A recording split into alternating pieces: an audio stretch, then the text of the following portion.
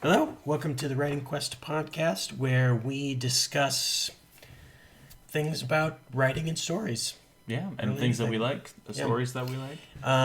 Our main show, Writing Quest, is about us writing a book, and so the podcast is just us talking about how we write, stories we like, kind of just general things. So today we are going to discuss our current writing processes, which change sometimes, but our current writing processes, some of the tools we use, and NaNoWRIMO. Ooh. Here we go.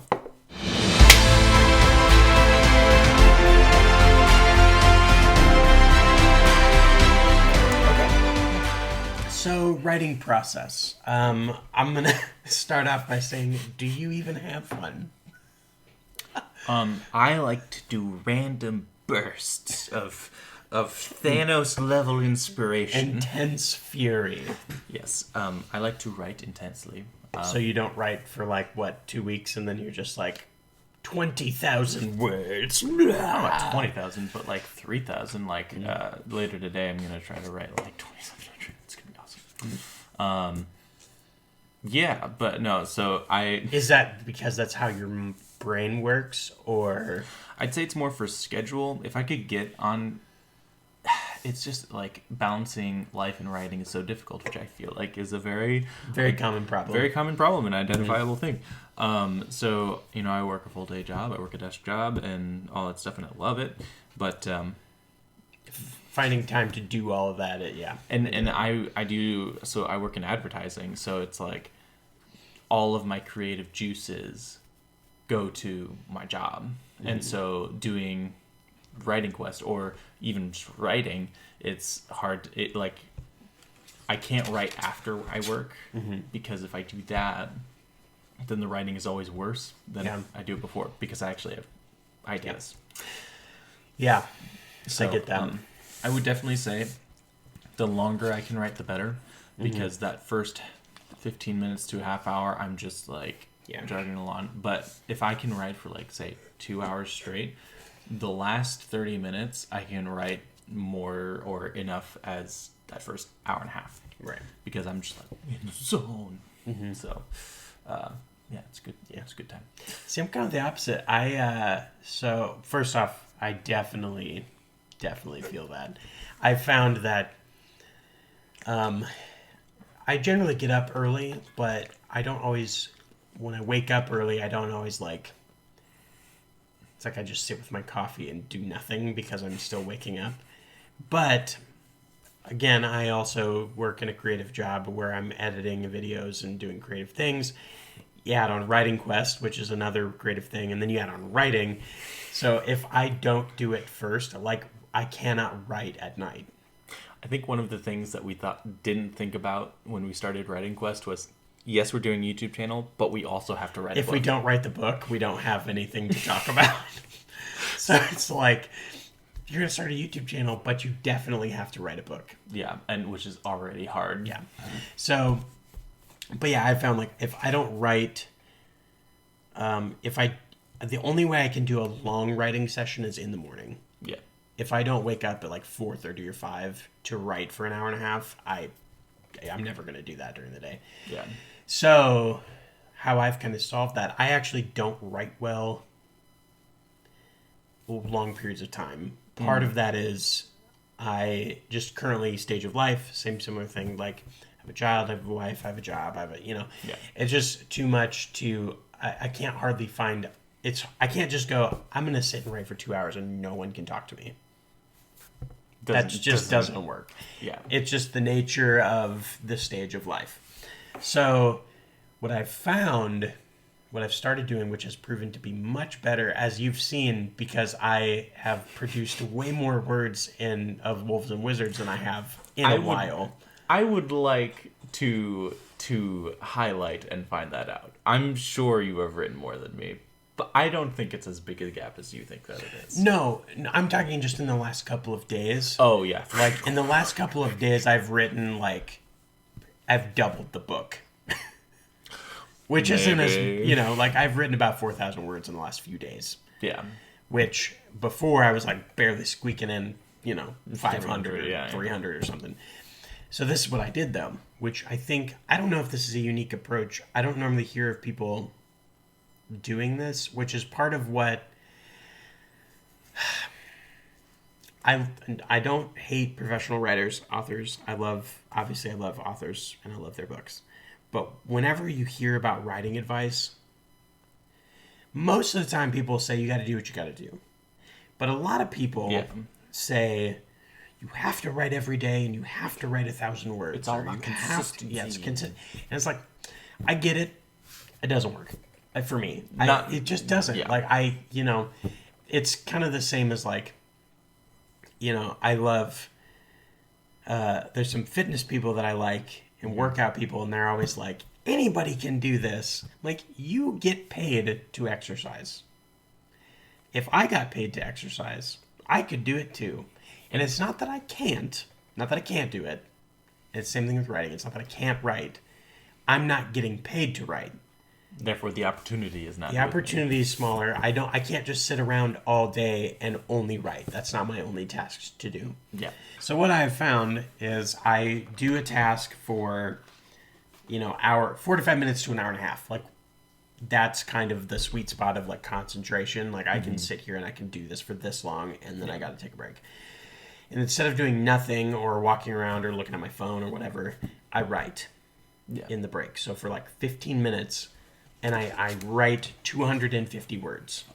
Mm-hmm. The key is I have to write 250 words, but no more. Right. I stop myself, which seems counterintuitive. Interesting.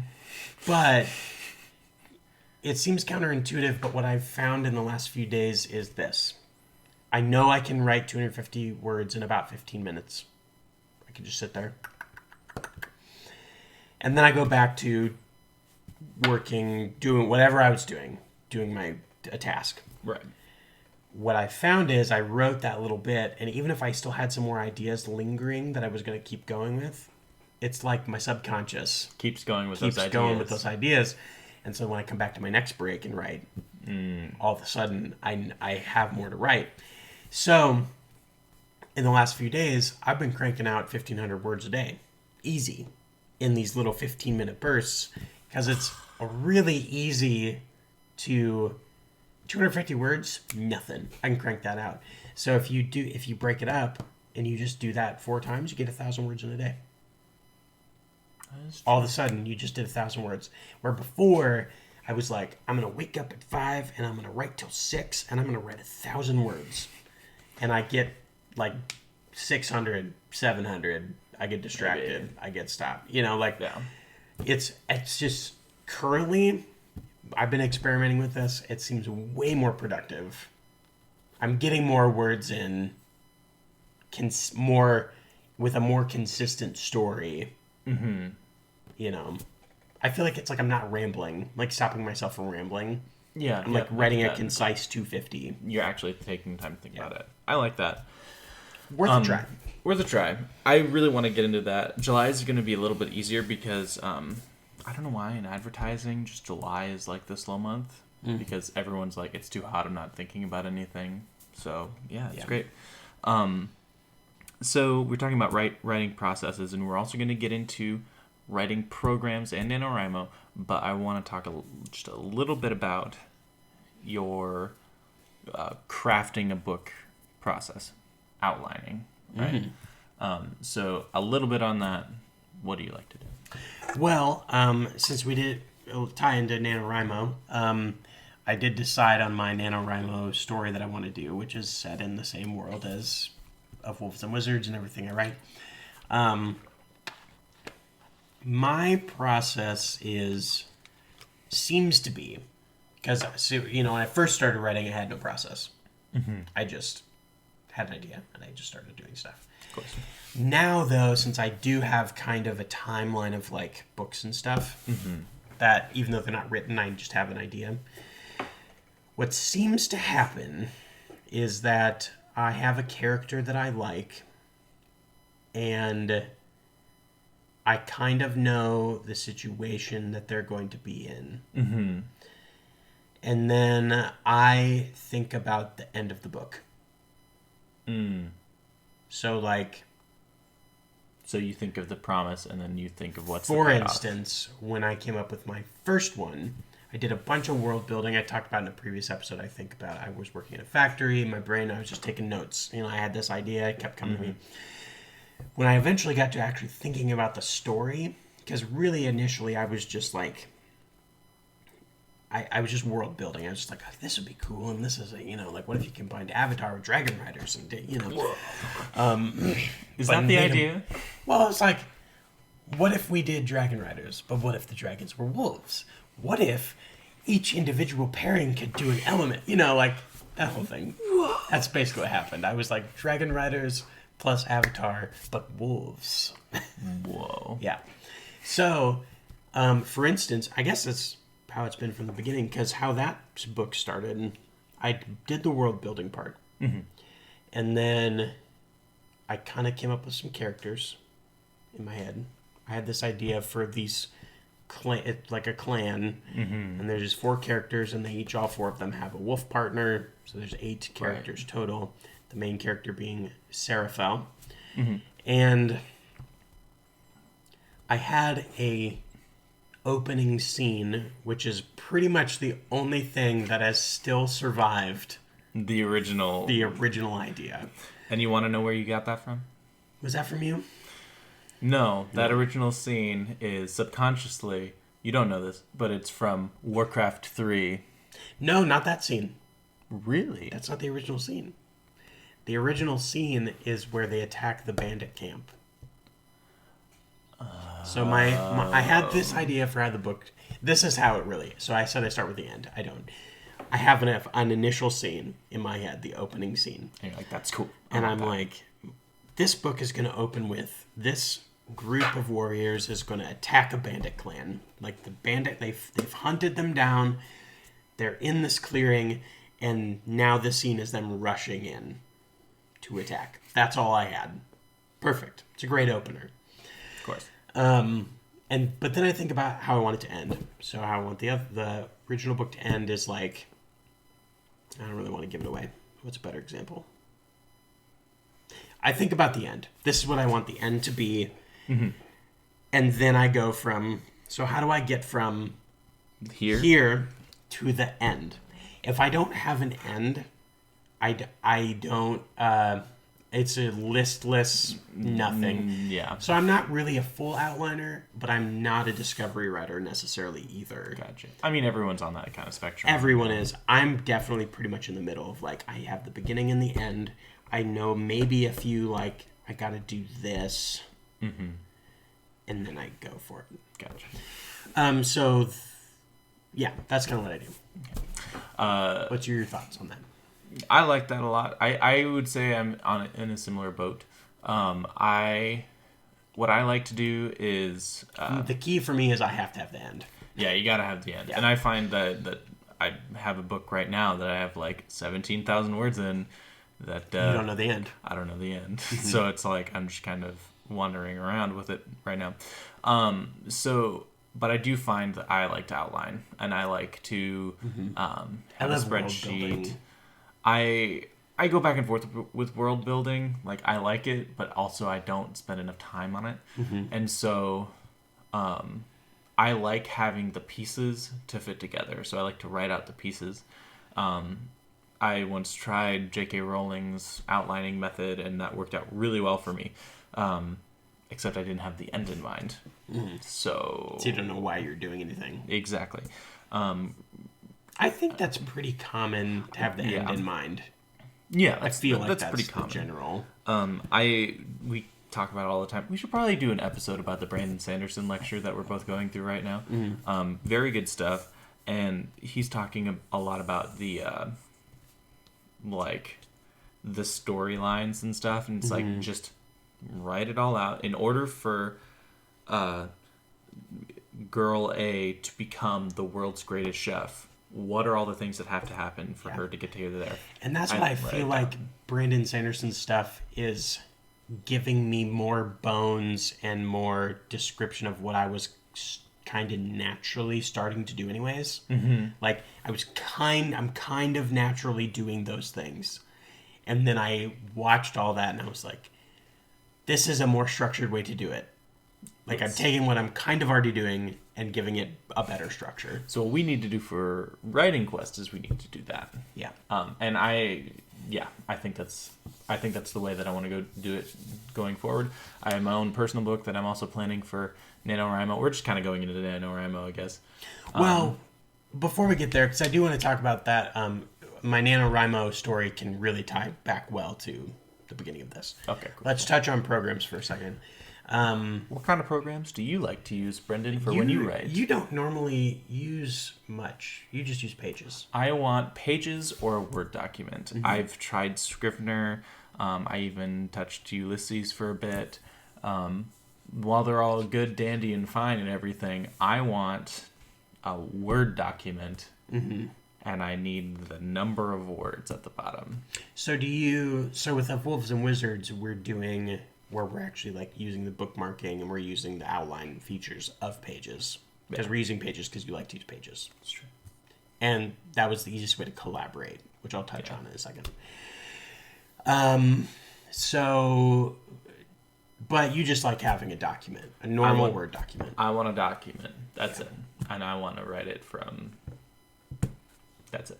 Yeah. Do you use so outside of Wolves and Wizards, if just you are writing, do you use a lot of the note features? Do you use comments? Do you anything? Do you do a bookmark thing where you outline it?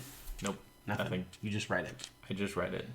And why? Because I get into the other thing, and I feel like you get too much into formatting, and then you're into the formatting, into the I like to have a spreadsheet, an Excel spreadsheet, or numbers or whatever, and Pages, and then those are the two things that I use. And then I just need to make sure that those things line up. So I have my outlining thing, and then I have the thing that's written down. I don't like to have my outlining thing be in my document. Right. Because, yeah. So, it's just simpler in my brain. It's less steps. So when I started my first book, Yeah. all I had was Word Pages. Like that's what I used. Yeah. I had never, at that point, I had never once in my life written anything, and I had never thought I would ever want to write anything. We started I just pulled up a Pages document, and I started writing. As I got to going, I had the newbie epiphany that I didn't know I needed to organize this because it was a mess, and I didn't know. I was like, how do I keep track of all this? I had the panic moment. How do I keep track of all of this? Yeah. What's going on?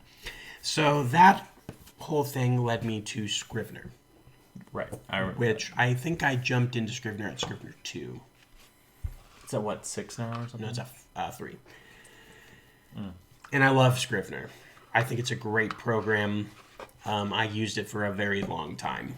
And I've even considered occasionally going back to it because I just like it. Yep. They just added in a really cool timeline feature one of the reasons I liked it was you can outline it so you can have folders for your chapters, you can have scenes inside the folders, and then they have a note card corkboard feature, so you can make these virtual note cards, and then like drag it all around and blah blah blah, and make it, it's like what I could do once after I'd written some stuff, I could like, okay, I just have a scene idea, and hold on. What? We need a corkboard. I need to put it right here. Well, we have the big whiteboard over there. We need to get that over here. You can't see that. It's behind There's a big old whiteboard over on the other side there. Whiteboard here. We could do a whiteboard. We'll get there. Okay. Anyway. Sidebar. So, I like it because I had the corkboard. So, I'd written some stuff, and then I was like, what am I even doing? And then I was able to, like, corkboard out some scenes. And Then they added their timeline feature, so you could take those corkboard, and before you could just put it in order, but now you can have like character lines, and you can put it like, that's cool, in a timeline. I've considered going back to it for that purpose. This is my issues with Scrivener. The development of it is so slow. It's never updated. Like they announced Scrivener 3 like 7 years before they even got it out. I mean, it just takes forever. That probably means it's just like two dudes. Yeah, no, it's a very small company. I'm not knocking it. I'm just saying it's a slow process. There's like 4 people that work for them or whatever. I don't even know what it is. The point is, it took a really long time. And so then I got turned on to Ulysses. Mm-hmm. But the main reason I went over to Ulysses was this. In Scrivener, you can only have one. Well, you can have more than one open, but like it's like opening libraries in Final Cut. It's like you have a library and that's your book, and then you have another library and that's another. You can do another book. But you want one for like your entire series. And Ulysses. So when I started getting to where like I had all these other ideas for books, and I was like, crap, I have like a timeline of like I have all these different stories I want to tell. Right.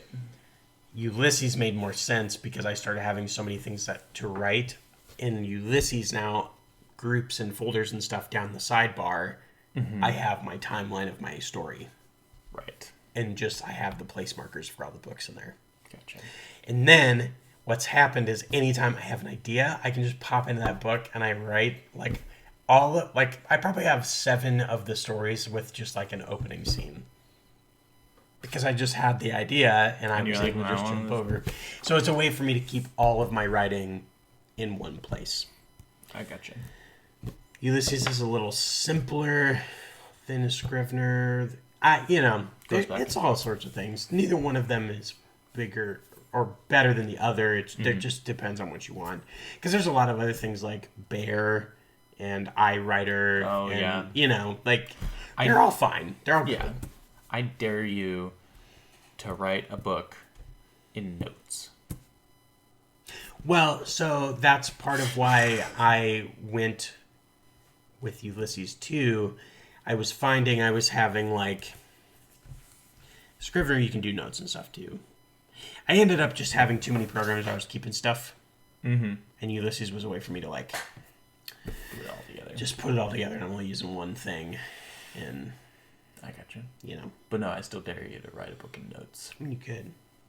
And they both have iPhone apps, and they always, a lot of people are like, you're never going to write the great American novel on an iPhone. I'm like, I do a lot of writing on my iPhone.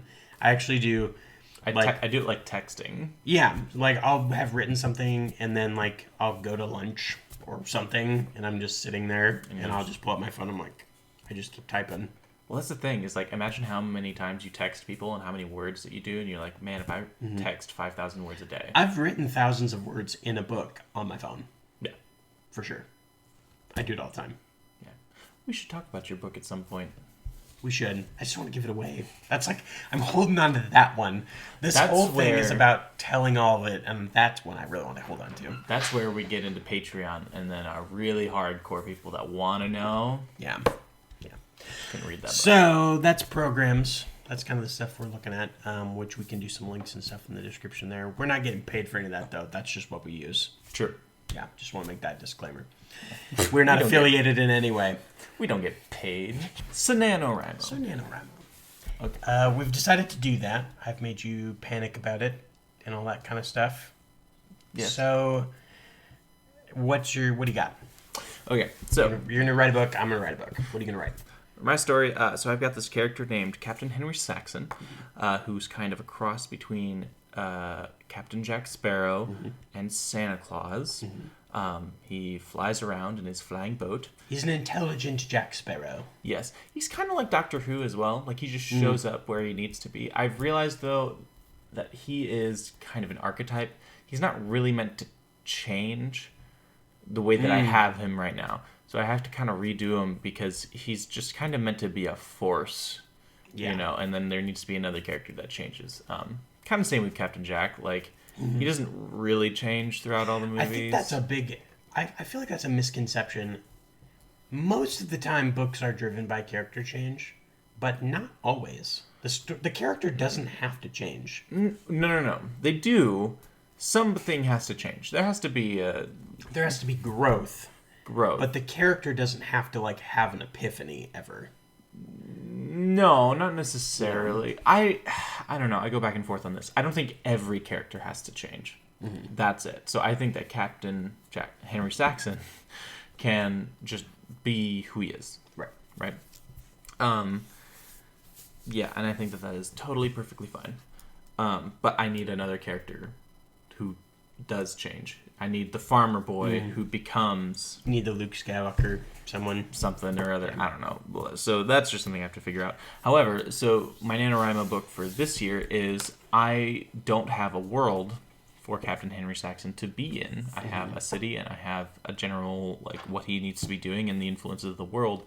I don't actually have the world built yet, especially, like, how magic works and stuff, which I feel like is going to play a bigger-ish part in it. So what I'm doing is I'm going to write an Adam and Eve creation story epic. Mm-hmm. Which you've talked about before. Which we've talked about before. And I'm going to write that, and I'm going to see how that blossoms into the rest of the story. It's going to be very small, almost like a bottle episode. It's kind of like with Of Wolves and Wizards, as we've been uncovering that story, we've had all those, like, it's building out the world. Mm-hmm. And so, like, in other stories, I'm already like, oh, okay, that helps fill in those gaps. Exactly. Yeah. So the story is pretty much about the creation of, like, the first elves wake up. Yeah. And it's an Adam and Eve character, and they don't know each other yet.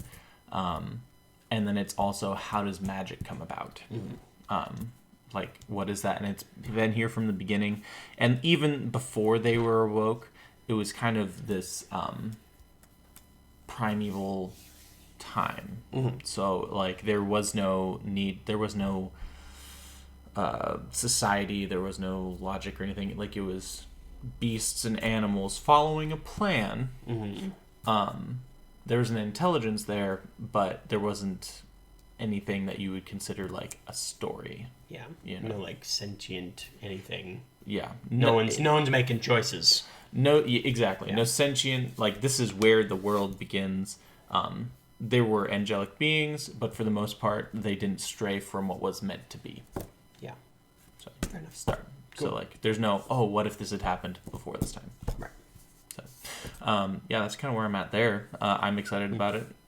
Nice. Got a word count goal? 50,000. NaNoWRIMO basic. Yeah.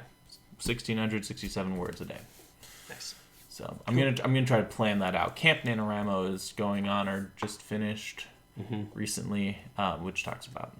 So are you going to spend the next few months working on the outline of that story and then, like, do the prep work, or are you just gonna? No, I'm gonna do the prep work now. So I feel like the prep work is kind of the key.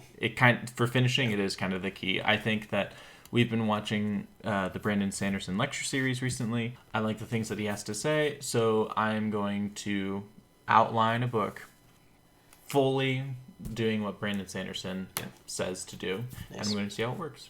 Okay.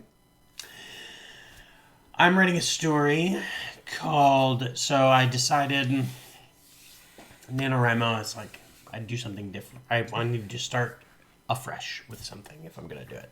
Can't, like, start with something I already have. So, which is obviously the challenge. Yeah. So, I have a character in my original series called Balrin, who is a dark elf. I talked about him in the last podcast a little bit, I think. But I have mapped out in my timeline, I just have a standalone novel of his. Because I just thought, that's a cool character. He's not the main focus of this story. Mm-hmm. But he could have some cool stories. Yeah. He's a mercenary assassin, shadowy anti-hero kind of. Lives for himself, kind of. Yeah, like, he's just morally gray, you know. So I was like, I'm gonna write that one. It's kind of it's standalone. It's a standalone book. There's no way for me that it can go into a trilogy of any kind. It can't expand. It can't. It really can't, because it's gonna tie directly into the original series. And the story is small. Okay, good. Very small. And it's not a story of him. It's not the story of his origins or anything. Right. It's the story of how he ends up to be where he is in the trilogy. It's true. You know. Okay. So, so my idea was, and again, I started it with I written part of a scene, so I know what. He starts off like it just starts off. He's on a mission. Someone paid him to kill someone. Cool. And he's like sunk into a marsh, like hiding, hating his life because he's getting eaten alive by bugs, and like but he's like doing the mission. Kind of like Emperor Cusco a little bit. Yeah, like he's got to break into the thing and kill the guy, but he's like waiting. You know, he's kind of like, I gotta wait for the guards to pass so I can jump the wall. You know, he's like that. Nothing crazy. But, so as I was thinking about the story the other day, one of the best ways I do that is if I have the spark of an idea, when I drive somewhere alone, like if I go up to work or something, I drive in silence and I just meditate on that. I just keep that in the forefront and all of a sudden it starts, you know. So, the story is this, in a nutshell. He's an assassin, merc for hire. He's out for himself, doesn't give a crap about nobody. Wants to make some money. Cool. That's what he does. He has some magical ability, but he's mostly like an assassin. He's good with a bow, he's good with a knife. He's probably a couple thousand years old because he's an elf, blah, blah. He gets hired by someone, or they want to hire him to assassinate one of the kings on the Council of Elders of all of Escaradoth. And so that's where he's got, like, all of a sudden he has to think about... Is this when they meet? So, well, hold on. So, the story is he's trying to decide, are the ramifications of killing a king worth the money? So, like, in my original story, the idea is that there's a lot of political unrest. So this is like a micro story setting up that political unrest. Someone has hired him to kill King Typhus. But throughout the story, he ends up on King Typhus's side and betraying who he gets hired by. Interested to see how you pull that off. So this is my thing. When we get to the original story, he is I don't know if he's like... I want him to owe Typhus something, which is why he keeps working for him. There has to be a reason that he has some loyalty to Typhus. Typhus saves his life. So this story needs to be like how that loyalty happens. Gotcha. Typhus saves his life. But he's getting hired to kill him first. So they start off as like, I'm trying to kill him, and then it flips by the end. Could be cool. It's a nice small story. It's a nice little small story. Yeah. Don't turn it into a trilogy. No, can't do that. I have too many of those. Okay. Everything can't be a trilogy. True. Good. Yeah, awesome. I'm excited about it. It should be not, I don't want to say easy to write. It's not a complicated plot. Probably. Yeah. So, and I'm going to spend the next few months working on the outline of that so that it's cool. Awesome. I dig it. I'm really excited for NaNoWRIMO. I'm excited to just get that book written. I'm excited to get it all planned out. My word count goal is going to be about 80,000. That's my baseline. In a month. Yeah. That's like... I'm going to do it. That's like 2,000 words a day. There's no way. It's not a 50,000 word story. It's going to be bigger. It's true, but it's about getting the story down. You could flesh it out later. It's not about having the final thing. Hey, bro. Just... You, I'll do me. Oh my goodness. Okay. Well, if you want to watch more Writing Quest content, feel free to watch this video here. And hope you like it so you can kind of figure out a little bit more about the stuff that we're talking about. If you have any ideas, write them down in the comments. If you're listening to this on Apple Podcasts, I don't know if they have comments, but... You can comment, like, subscribe, and review, all that stuff. Sweet. Awesome. See you next time. 3, 2, 1. On Writing Quest. What's up?